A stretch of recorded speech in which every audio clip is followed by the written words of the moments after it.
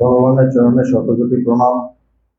শ্রী শ্রী রামকৃষ্ণ কথামৃত, পঞ্চম খণ্ড, প্রথম পরিচ্ছেদ। এখানে আমরা দেখছি যে ঠাকুর দক্ষিণেশ্বর মন্দিরে আছেন, সেখানে তার সাথে অনেকে দেখা করতে এসেছেন ভক্তরা।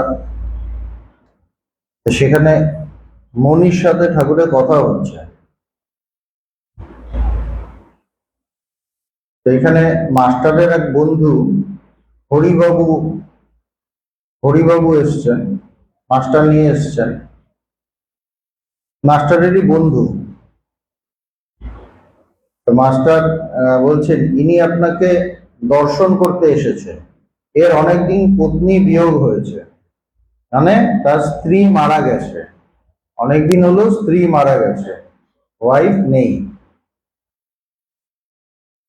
শ্রীরামকৃষ্ণ, তুমি কি করো গা? বলছে তুমি কি করো মানে কাজকর্ম কি করো? মাস্টার, একরকম কিছুই করেন না, তবে বাড়ির ভাই ভগিনী বাপ মা এদের খুব সেবা করেন। বলছে কিছু করেন না সেরকম, মানে আর্নিং কিছু করেন না, বাড়ি হয়তো সচ্ছল, টাকা পয়সা আছে হয়তো, তবে উনি বাড়িতে থাকেন এবং বাড়ির বাবা মা ভাই বোন যারা আছে তাদের খুব সেবা করেন।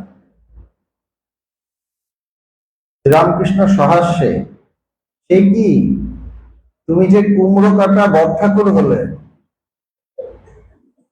ঠাকুর হাসছেন, বলছে তুমি তো কুমড়ো কাটা বট ঠাকুর, সেটা কি, সেটা মানে কি? তো ঠাকুর বলছেন তুমি যে কুমড়ো কাটা বট ঠাকুর হলে, তুমি না সংসারী না হরিভক্ত। তোমার নাম কিন্তু হরি। বলছে না সংসারী না হরিভক্ত, তুমি ভক্তও না, তুমি সংসারীও না, না ঘরকা না ঘাটকা, এরকম। এ ভালো নয়। এক একজন বাড়িতে পুরুষ থাকে, বলছে এক একজন বাড়িতে এরকম থাকে পুরুষ মানুষ, ছেলে মেয়েদের নিয়ে রাত দিন থাকে, বাড়িতে যারা আছে তাদের নিয়ে সারাদিন আছে, আর বাহিরের ঘরে বসে বসে ঘুরুর ঘুরুর করে তামাক খায়। বাইরের ঘরে বসে, ভেতরে এন্ট্রি নেই খুব একটা, মহিলারা থাকে, ভেতরে খুব একটা এন্ট্রি নেই, তো বাইরের ঘরে বসে তামাক খেতে থাকে, নিষ্কর্মা হয়ে বসে থাকে, কোনো কাজ নেই। তবে বাড়ির ভিতরে কখনো গিয়ে কুমড়ো কেটে দেয়। মেয়েদের কুমড়ো কাটতে নেই, তাই ছেলেদের দিয়ে তারা বলে পাঠায় বট ঠাকুরকে ডেকে আন, তিনি কুমড়োটা দুখানা করে দিবেন। ওই ওই তখন তার একটু এন্ট্রি হয় বাড়িতে, ভেতরের ঘরে গিয়ে উনি কুমড়োটা কেটে দেন, বলবে বট ঠাকুরকে ডেকে আন, তিনি কুমড়োটা দুখানা করে দিবেন। তখন সে কুমড়োটা দুখানা করে দেয়। এই পর্যন্ত পুরুষের ব্যবহার, তাই নাম হয়েছে কুমড়ো কাটা বট ঠাকুর। ঠাকুর কি মানে রসিক ছিলেন, কি সুন্দর পয়েন্ট বলছেন। সবার কাছে উনি খুব ভালো লোক, সবার কাছে কিন্তু উনি খুব ভালো লোক, এবং মাস্টারমশাই খুব কনভিন্স যে আমার বন্ধুটা খুব ভালো, বাড়িতে অনেক সেবা করে ইত্যাদি ইত্যাদি। তা ঠাকুর তো যা, তারা সত্যদ্রষ্টা, ঠাকুর সত্যদ্রষ্টা, ভগবান সত্যদ্রষ্টা। আমাদের কাছে যে খুব ভালো, ভগবান ঠিক দেখে নিচ্ছেন হয়তো ও আসলে কেমন। বলছে আসলে তোমার ভেতরে কিছু নেই, কোনো সার নেই, তুমি এটাও না তুমি ওটাও না, তুমি না সংসার ঠিক মতো করলে, না সন্ন্যাসী হলে, না ঈশ্বরকে নিয়ে থাকলে, তুমি গিয়ে তোমার একটাই কাজ কুমড়ো কেটে আসো। এটা খুব বাজে। সংসারী যারা, তারা তো একটা ধর্ম পালন করছে, সংসার ধর্ম পালন করছে, ওটা তো একটা আশ্রম বলা হচ্ছে আমাদের ট্র্যাডিশনাল হিন্দু ইয়েতে, যে গৃহস্থাশ্রম। কিন্তু এখানে বলছে সে কোনোটাই না, বলছে এটা ঠিক নয়, এটা ভালো নয়, তুমি এও করো ও করো। তো ঠাকুর তাকে বলছেন কি করতে হবে, ঈশ্বরের পাদপদ্মে মন রেখে সংসারে কাজ করো। বলছে সংসারে কাজ করছো কিছু কিছু, ঠিক আছে, কুমড়ো কাটো, কিন্তু মনটা ঈশ্বরে দাও, মনটা ঈশ্বরে দাও। মন ঈশ্বরে দেওয়া, এটা অনেকে বোঝে না। ঈশ্বরে মন দেওয়া মানে জ্ঞান তো একটু পুজো করি, একটু ধূপকাঠি দেখাই, একটু বাতাসা খাই, বাতাসা দিই, জল বাতাসা, এইটা এইটা এইটা ঈশ্বরে মন রাখা নয়। ঈশ্বরে মন রাখা মানে সবসময় তার চিন্তা করা, তিনি সত্য, এইটা ভাবা ভেতরে ভেতরে, তিনি সত্য, এবং নিজে যে কর্মগুলো করছি সেটা তাকে নিবেদন করা, সেইটা হলো ঈশ্বরের মন রাখা। আমি যে কর্ম করছি সেটা তাকে উৎসর্গ করা, সেটা হলো ঈশ্বরের মন রাখা। কিন্তু আমি একটু একটু পুজো করে নিলাম, আমার খুব মন ঈশ্বরে আছে, তা নয়, একদমই তা নয়। যে ঈশ্বর যার বিষয়, সেটা হলো ঈশ্বরের মন রাখা। যার বিষয় হলো জগৎ, সে ঈশ্বরের মন রাখছে না। জগৎ করব, সংসার করব, সবকিছুর মধ্যে থাকবো, কিন্তু মনটা ঈশ্বরে থাকবে, বিষয়টা ঈশ্বর হবে, যা কিছু করছি সব তার জন্য, এই ভাব নিয়ে করা, সেটা হলো ঈশ্বরের মন রাখা। ঈশ্বরের পাদপদ্মে মন রেখে সংসারে কাজ করো, আর যখন একলা থাকবে তখন পড়বে ভক্তি শাস্ত্র, শ্রীমদ্ ভাগবত বা চৈতন্য চরিতামৃত, এই সমস্ত পড়বে।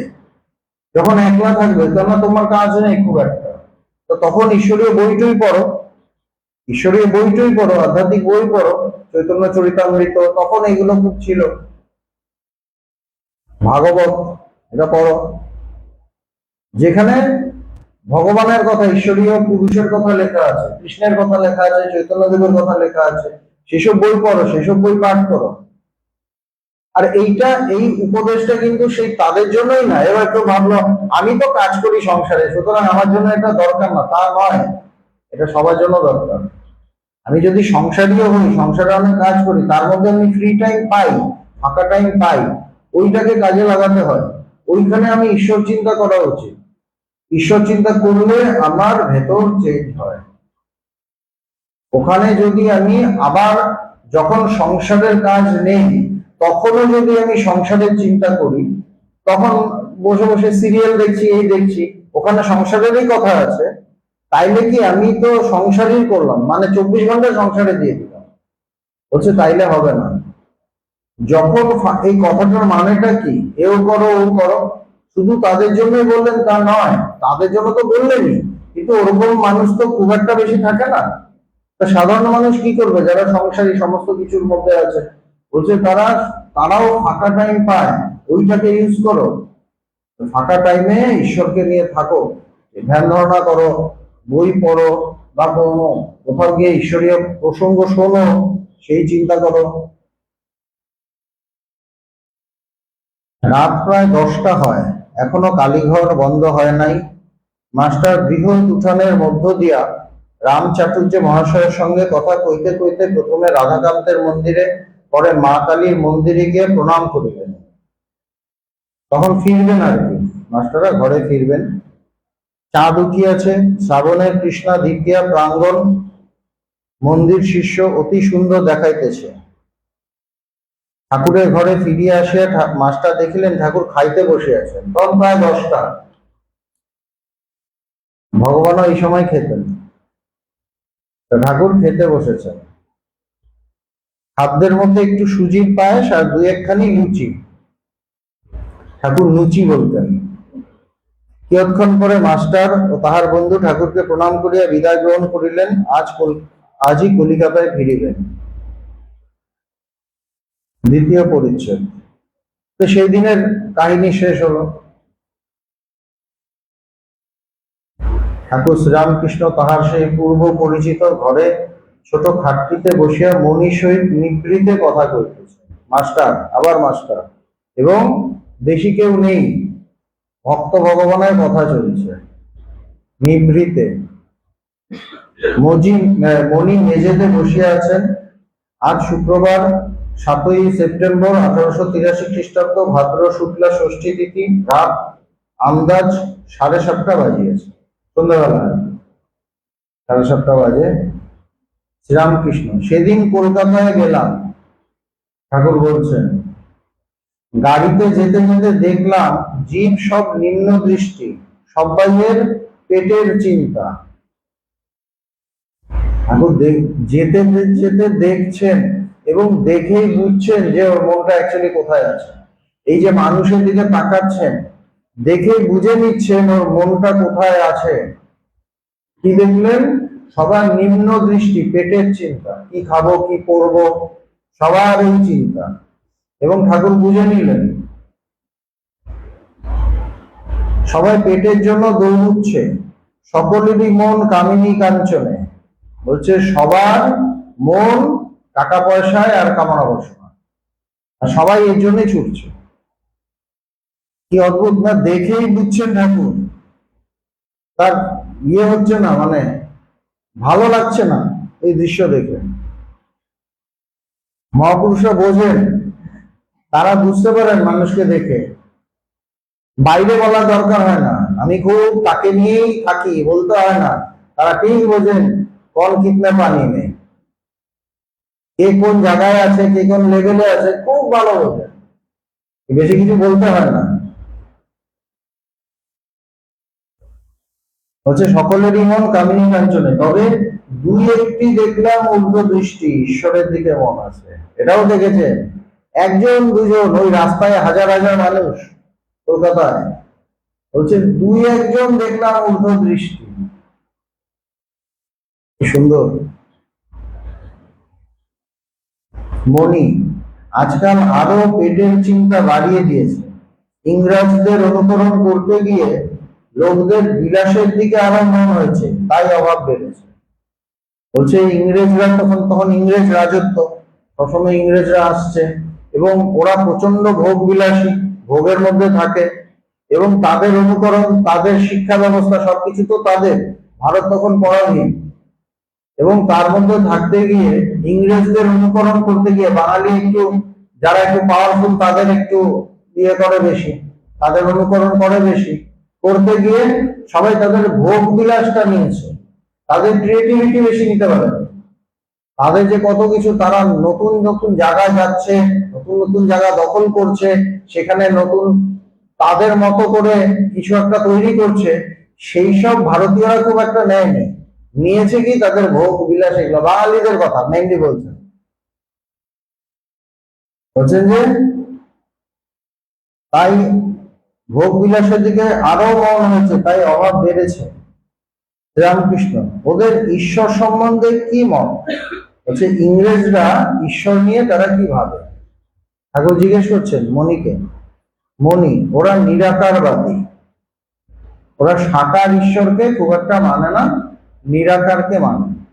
মণি বললেন শ্রীরামকৃষ্ণ আমাদের এখানেও ওই মত আছে। বলছে আমাদের ভারতীয় যে দর্শন, হিন্দু ধর্ম, এখানেও নিরাকারও আছে সাকারও আছে, দুটোই আছে। এখানে নিরাকারও আছে সাকারও আছে, দুই আছে। সাকার মানে ঈশ্বরের একটা আকার আছে এরকম দেখতে, সে রাম কৃষ্ণ শিব, এক এক মানে এক একজন এক এক রকম চেহারা।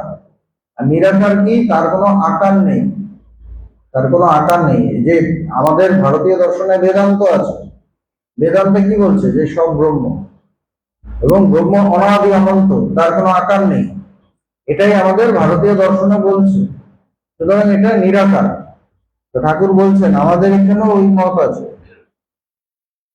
কিয়ৎকাল দুইজনেই চুপ করিয়া আছে। এইবার ঠাকুর নিজের ব্রহ্মজ্ঞানের অবস্থা বর্ণনা করিতেছে। যেহেতু মনি একা আছেন, মাস্টার একা আছেন, ঠাকুর নিজের ভেতরের কথা বলছেন। সবসময় তো বলা যায় না, সবাইকে বলা যায় না ভেতরের কথা, সবাইকে বলা যায় না, সেই বিশ্বাসের জায়গায় সবাই পৌঁছায় না। তো মনি বা মাস্টার সেই জায়গায় পৌঁছেছিলেন, ঠাকুর তাকে খুব বিশ্বাস করতেন, ঠাকুরের সাথে তার খুব গভীর কথা হতো, ভেতরের কথা হতো, যেটা সবার সাথে হয়তো হতো না। তো ঠাকুর কি বলছেন? শ্রীরামকৃষ্ণ আমি একদিন দেখলাম এক চৈতন্য অভেদ। বলছে ব্রহ্ম সেই এক চৈতন্য, এক জ্ঞান, সব অভেদ, সব একাকার। ঠাকুরের দর্শন হতো এরকম, সব একাকার।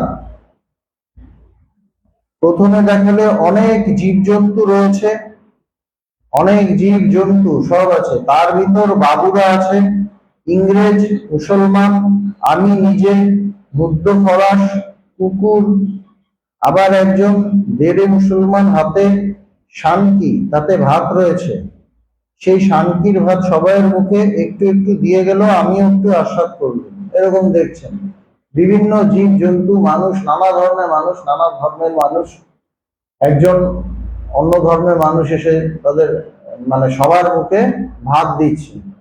তো ঠাকুর তার দর্শন হচ্ছে যে তিনিও এরকম ওটা খেলেন। আরেকদিন দেখালে সে সব অন্ন ব্যঞ্জন, নানা আবর্জনা, সব রকম খাবার জিনিস সব পড়ে রয়েছে, নানা কিছু আছে, ভালো খারাপ নোংরা ভালো কিছু সমস্ত কিছু আছে, খাবার টাবার আছে। হঠাৎ ভিতর থেকে জীবাত্মা বেরিয়ে এসে একটি আগুনের শিখার মতো সব আস্বাদ আস্বাদ করলেন। তার এরকম দর্শন হচ্ছে যে জীবাত্মা বেরিয়ে এলো এবং আগুনের শিখা যেমন সবকিছুকে টাচ করে, সবকিছুতে গিয়ে লাগে, বলছে সেরকম সবকিছু আস্বাদ করলো। যেন জিহ্বা লক লক করতে করতে সব জিনিস একবার আস্বাদ করলে, ভালো খারাপ সমস্ত কিছু সবকিছুর মধ্যে জিহ্বা দিয়ে টেস্ট করছে। দেখালে যে সব এক অভেদ। এই যে দর্শনটা হলো, এটা তো একটা দর্শন, কিন্তু সেখান থেকে ঠাকুর একটা জ্ঞান নিলেন। কি জ্ঞান? যেহেতু সে ভালো খারাপ সমস্ত কিছু আস্বাদ করলো, ঠাকুরের এই জ্ঞানটা হলো সব অভেদ, সব একাকার, সব একাকার। কেন? ভালোটাও নিচ্ছে খারাপটাও নিচ্ছে, তার মানে দুটো একই, আলাদা নয়। কেন? তাহলে তো শুধু ভালোটাই আস্বাদ করবে, খারাপটা আস্বাদ করবে না, কিন্তু সবকিছু আস্বাদ করছে। জ্ঞান সমস্ত কিছু ছুঁয়ে যাচ্ছে। আমাদের ভেতরে যে যে সাক্ষী স্বরূপ চৈতন্য আছে, সেখানে ভালো চিন্তা আসছে, খারাপ চিন্তা আসছে, ভালো লোক আসছে, খারাপ লোক আসছে, সমস্ত কিছুকে আমরা সাক্ষীর মতো করে দেখছি। তো বলছে সবকিছু আস্বাদ করলে, দেখালে যে সব একাকার অভেদ। শ্রীরামকৃষ্ণ মনির প্রতি এইগুলো কথা ঠাকুর সবার সামনে বলতে পারতেন না, আটকে যেত, গলায় বলতো যে যেন মুখ চেপে ধরেছে।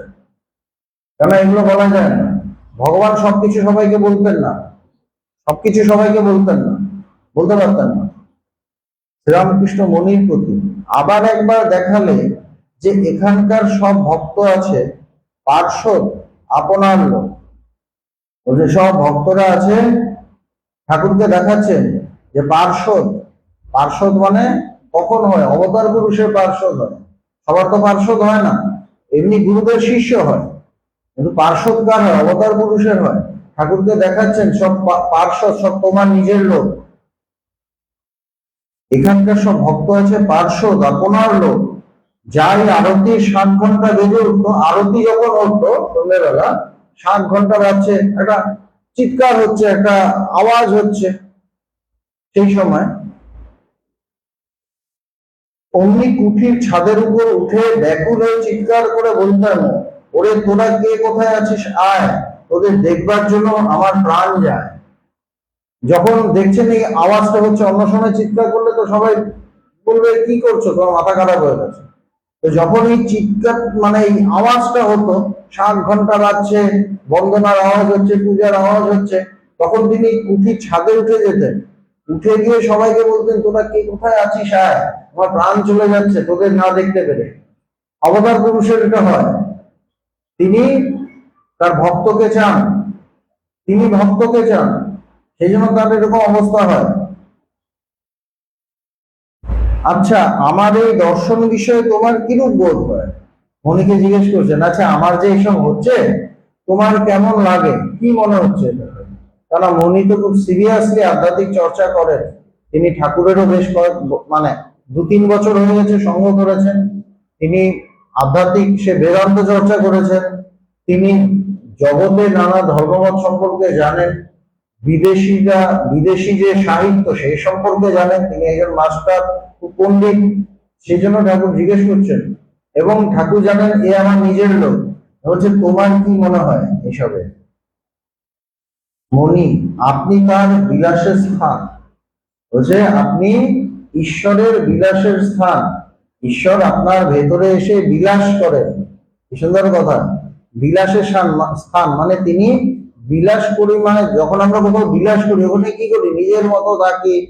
একটা দারুণ জায়গা, হয়তো আমি নিজের মতো থাকছি, আনন্দ করছি, ফুর্তি করছি, মজা করছি, সেটা বিলাসের জায়গা।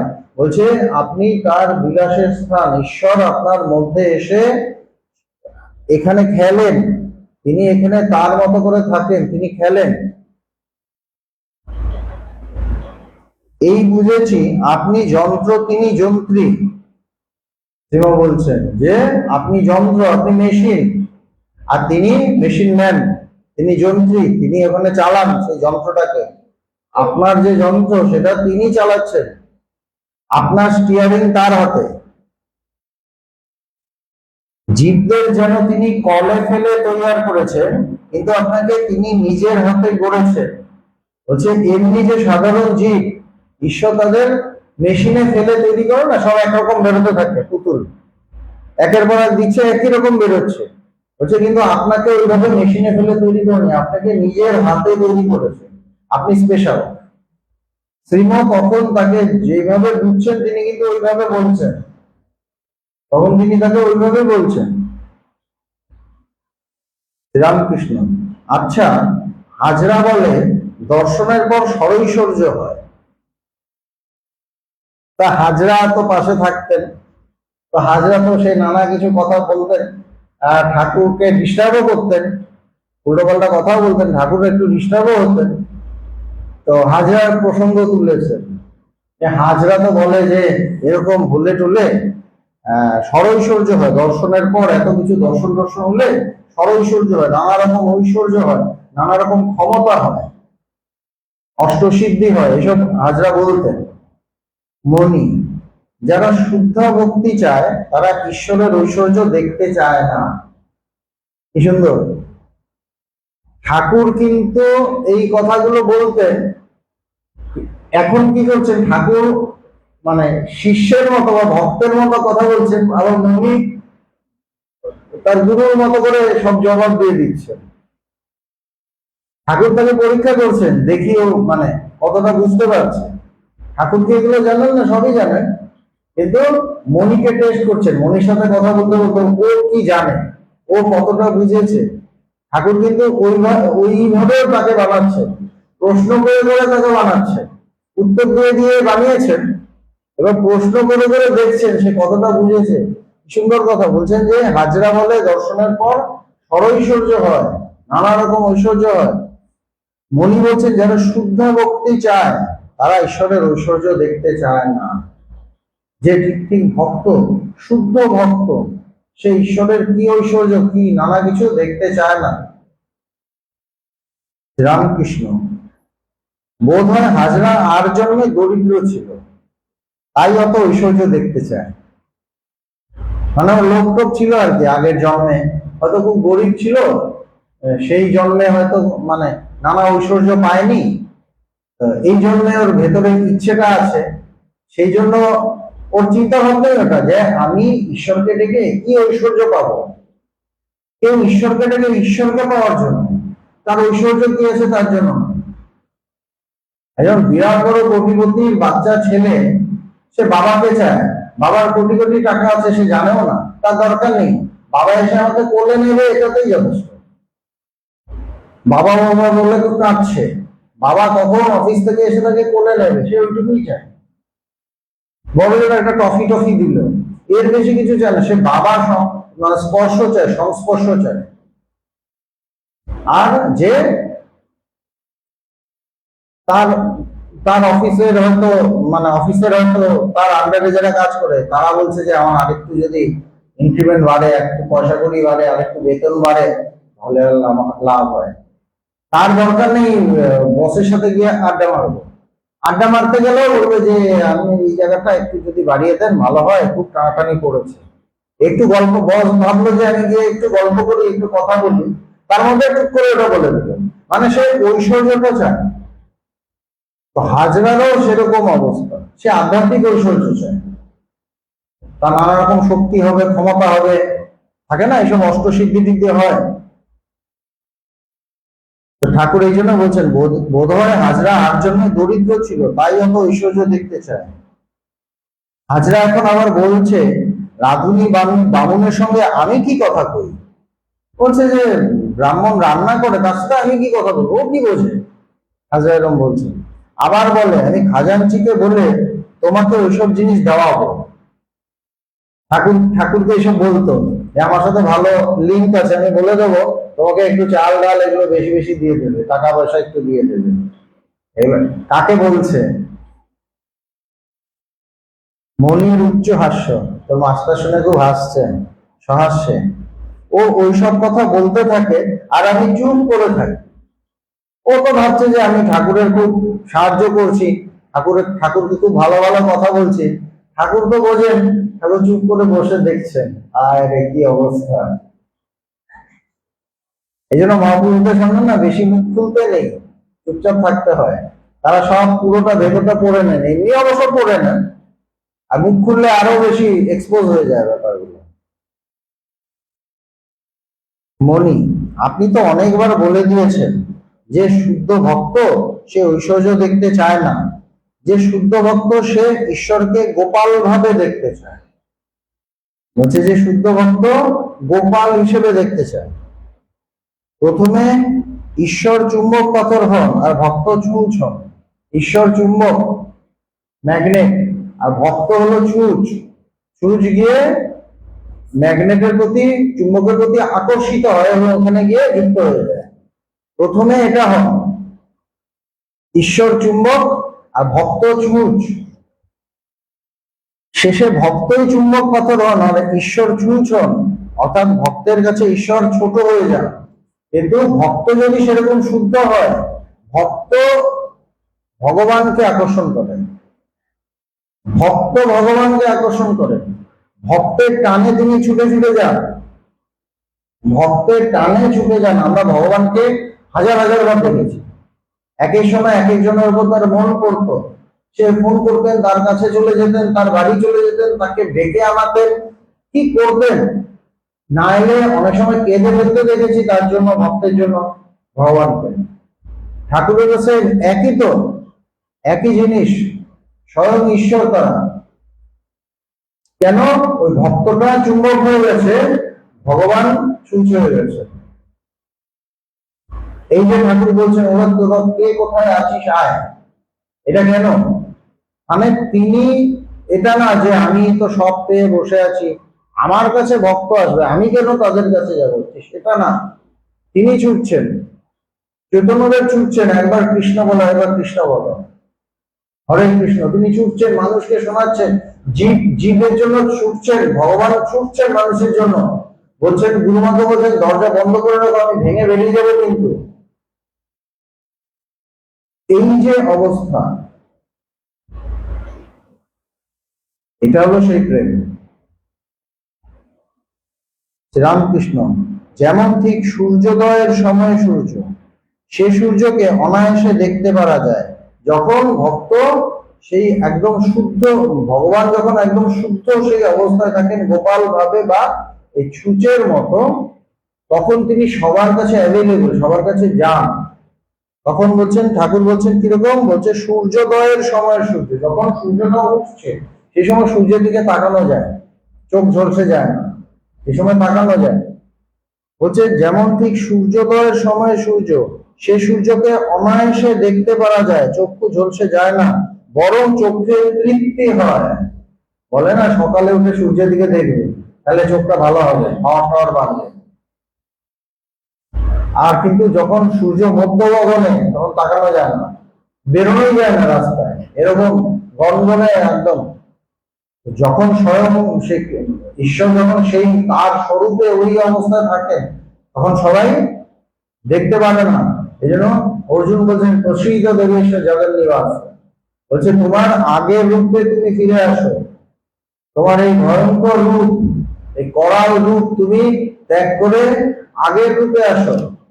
প্রসিদ্ধ জগৎ দেবেশ জগৎ নিবাস, তুমি আবার আগের মতো হও, তুমি মানে প্রসিদ্ধ, তুমি শান্ত হও, উপশম করো নিজের সেই রূপ। ভক্তের জন্য ভগবানের নরম ভাব হয়ে যায়, ভক্তের জন্য ভগবানের নরম ভাব হয়ে যায়। ওই যখন প্রহ্লাদ মানে নৃসিংহ অবতার, সেই ভয়ঙ্কর মানে সেই ভয়ঙ্কর তার রূপ, সে সিংহ এবং মানুষ এরকম একটা রূপ, তার দিকে তাকানোই যাচ্ছে না। সব হিরণ্যকশিপুকে তো ধ্বংস করেছেন, এবার পুরো জগৎ ধ্বংস করে দিচ্ছেন, তার ভেতরে সেই ভয়ঙ্কর অবস্থা, সেই সব লন্ডভন্ড করে দিচ্ছেন, সামনে কেউ যেতে পারছে না।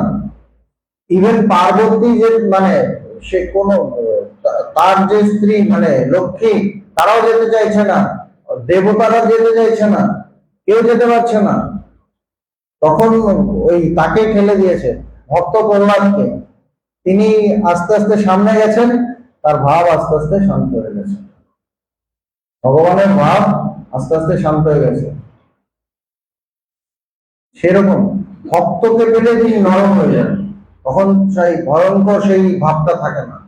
ভক্ত হতে হবে, ভক্ত হওয়া খুব কঠিন। ভক্ত ভগবানকে ছোট বানিয়ে দেয়, ঠিক ঠিক ভক্ত যদি হয় সে ভগবানকে তার আন্ডারে করে দেয়, ভক্ত তার বশে চলে আসে, ভগবান তার বশে চলে আসে, সেরকম ভক্ত হতে হয়। কেন? শুধু ভালোবাসা, শুধু ভালোবাসা। যে শুধু ঈশ্বরকে চায় তার কাছে ঈশ্বর ওরকম হয়ে যায়। ভগবান বলতেন যে হাতিতে উঠতে গেলে আমরা নিজেরা হাতিতে উঠতে পারি না, হাতি নিচু হয় তখন আমরা উঠি। ভগবান ছোট হয়ে তখন তাকে, যাতে আমি তাকে ধরতে পারি, আমি তাকে ছুঁতে পারি, আমি তাকে পেতে পারি, সেরকম তিনি ছোট হন আমাদের কাছে। ওরে কুশীলভ করিস কি গৌরব, ধরা না দিলে পারিস কি ধরিতে, কথা আছে। তিনি ঐশ্বর্য ত্যাগ করে ভক্তের কাছে আসেন, তখন তার কোনো ঐশ্বর্য আর থাকে না। দুইজনে আবার চুপ করিয়াছেন, কি সাংঘাতিক সাংঘাতিক কথা হচ্ছে। মানে যেহেতু দুজন আছেন, বেশি লোক হলে হবে হয়তো না। দুজনে আবার চুপ করিয়াছেন। মনি, এসব দর্শন ভাবি কেন সত্য হবে না? যদি এসব অসত্য হয়, এ সংসারও আরো অসত্য, কেননা যন্ত্র মন একই। ঠাকুরের যে এইসব দর্শন বলছেন, মুনি মানে মাস্টার নিজে নিজে ভাবছেন এগুলো সত্য, এগুলো মিথ্যা যদি হয় তাহলে জগৎটা আরো মিথ্যা। কেননা যে মনের সাহায্যে জগৎ দেখছে, সেই মনের সাহায্যেই এই দর্শনও হচ্ছে। যদি এটা মিথ্যা হয় তাহলে জগৎ আরো বেশি মিথ্যা। তো মনি এরকম ভাবছেন, বলছেন ওসব দর্শন শুদ্ধ মনে হচ্ছে, আর সংসারের বস্তু এই মনে দেখা হচ্ছে। বলছে কি, যে ঈশ্বরীয় দর্শন সেটা শুদ্ধ মনে হচ্ছে, আর জগতের দর্শন সেটা এমনি সাধারণ মনে হচ্ছে, মলিন মনে। শ্রীরামকৃষ্ণ, এবার দেখছি তোমার খুব অনিত্য বোধ হয়েছে। ঠাকুর দেখছেন, বাহ, অনিত্য যে জগৎটার এই বোধগুলো হচ্ছে, ঈশ্বরই সত্য এই বোধটা হচ্ছে। ঠাকুর দেখছেন তার কথায় তার উন্নতি গুলো ঠাকুর ধরতে পারছেন, যে এবার তো দেখছি তোমার জগৎটা অনিত্য এই বোধ হয়েছে। আচ্ছা, হাজরা কেমন বলো? ঠাকুরের আবার ঠিক একই জায়গায় মজা করছেন যে হাজরা কেমন বলো। মনি, ও এক রকমের লোক। মনি কারোর তো নিন্দা করতেন না, ও এক রকমের লোক। দুজনে হাসছেন। শ্রীরামকৃষ্ণ, আচ্ছা আমার সঙ্গে আর কারো মেলে? আচ্ছা, আমার সাথে আর কারো মেলে? কেননা চারদিকে তো অনেক মহাপুরুষ আছেন, এবং উনি তো মাস্টার তো সবার কাছে গেছেন, যেতেন। আরো তো অনেক আছে, তাদের কারোর সাথে মেলে? মনি আঁকবে না। শ্রীরাম, কেন? কোন পরমহংসের সঙ্গে? বলছে কোন পরমহংসের সঙ্গে, মানে এই লেভেলে যারা অত জ্ঞানী। মনি আঁকবে না, আপনার তুলনা নাই। বলছে আপনার সাথে কারো মেলে না। শ্রীরামকৃষ্ণ সহাসে, অচিনে গাছ শুনেছ? বলছে অচিনে গাছ শুনেছ? মনি আজ্ঞা না। শ্রীরামকৃষ্ণ, সে একরকম গাছ আছে, তাকে দেখে কেউ চিনতে পারে না। সে এক রকমের গাছ আছে, তাকে কেউ চিনতে পারে না। সে চেনাতে চায়, কিন্তু চেনা যায় না, কাছেই থাকে, চিনতে পারে না। মনি, আগে আপনাকেও চিনবার জো নাই, আপনাকে যে যত বুঝবে সে ততই উন্নত হবে। সুন্দর কথা। বলছে আপনাকে চেনা যায় না, কিন্তু যতটা বুঝবে সে উন্নতি হবে। উনি চুপ করিয়া ভাবিতেছেন, ঠাকুর সূর্যোদয়ের সূর্য আর অচিনে গাছ, এইসব কথা যা বললেন এরই নাম কি অবতার? মনে কিন্তু ভাবনাটা হচ্ছে, এই যে ঠাকুর বললেন সূর্যোদয়ের সূর্য, সূর্যটা ওঠার সময় যে সূর্য, তার মধ্যে অনেক মাধুর্য থাকে, মিষ্টত্ব থাকে। ভগবানকে আমরা কি দেখতাম, ভীষণ তার মাধুর্য, তার জন্য সবাই ছুটে ছুটে আসতো। সূর্যোদয়ের সূর্য, আর ওই ওই রূপে থাকলে সবাই পালিয়ে যেত। মাঝে মাঝে ওই রূপ দেখাতেন তো, তখন একা হয়ে যেতেন, একা, সব দেন ওই রূপে এসে গেছেন, সে একদম নৃসিংহ অবতারের মতো।